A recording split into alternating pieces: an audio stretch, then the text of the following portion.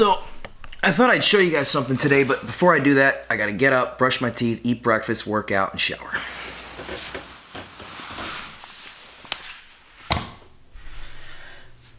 I think I could use a little trim.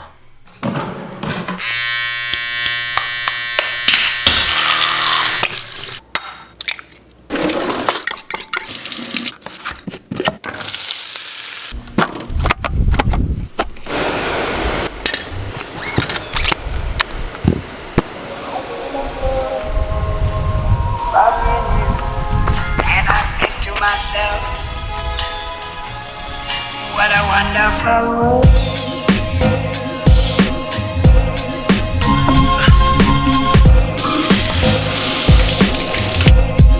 What a wonderful world.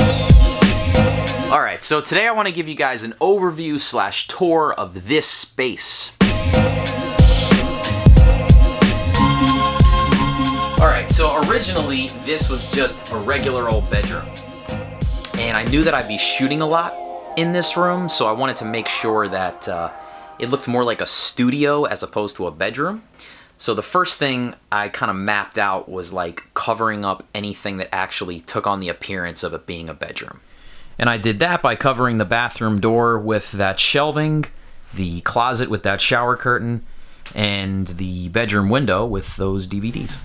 And if you'll notice, everything in this room is pushed up against the walls, which allows for this big open space in the center, so I can set up a wide variety of camera angles and still have plenty of space for light. And speaking of a wide variety of camera angles, this is the angle that I'm normally shooting at in this room.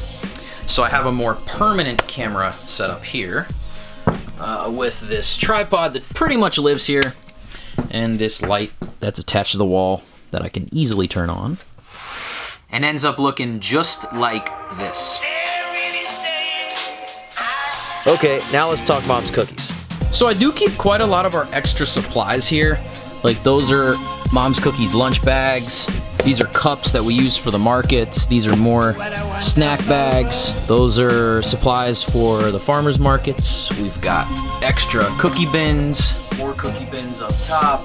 And then this here is really just like my secondary Mom's Cookies workstation. I've got some shirts up there. A lot more boxes for shipping out, packaging paper, and crayons for the Cookie Club members.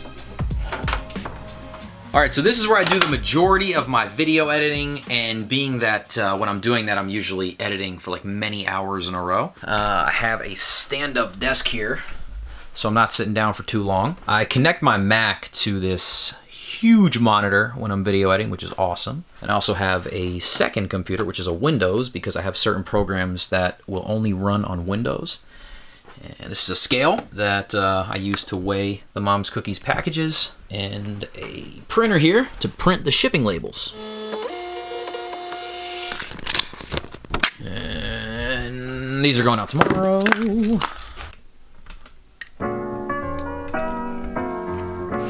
All right, so I do have quite a large collection of comic books and action figures, including the 1988 Playmates original release of the Teenage Mutant Ninja Turtles action figures, unopened and graded. But my primary collection is centered around this guy. The character was originally created by Stan Lee and Jack Kirby, Stan Lee being the writer and Jack Kirby being the artist. And the very first issue of The Incredible Hulk was released in 1962. That's what it looked like. Something kind of cool, if you don't know, is that Stan Lee originally intended the Hulk to be gray. As you can see here on the cover and the first page of the first issue. However, when they were printing this comic, I guess something went wrong with the ink, and there are just like maybe 2 or 3 frames where he's green, and he's not supposed to be green. You see in the rest of the issue he's gray, and that is actually how the Hulk became green even to begin with. It was a complete accident. After that first release of the original comic in 1962, they went on to make 5 more issues. The only one out of that 6 that I have is the 5th one.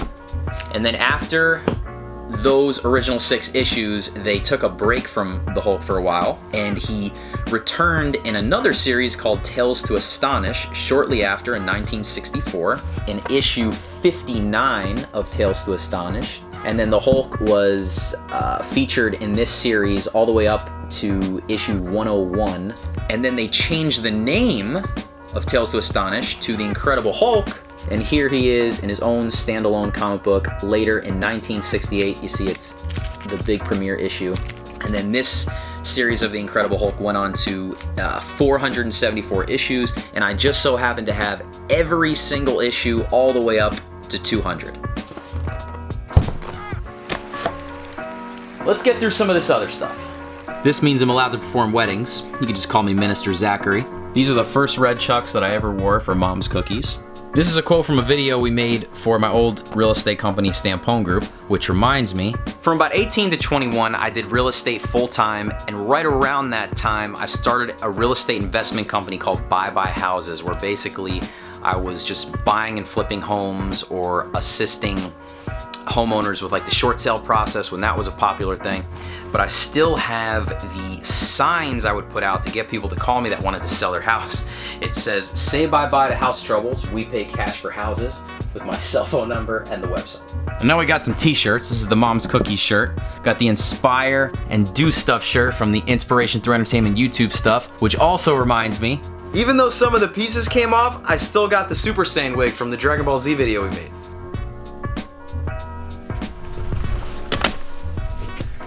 This is the very first shirt we had made for CrossFit Coconut Creek, and that is my New York Film Academy shirt, and that reminds me,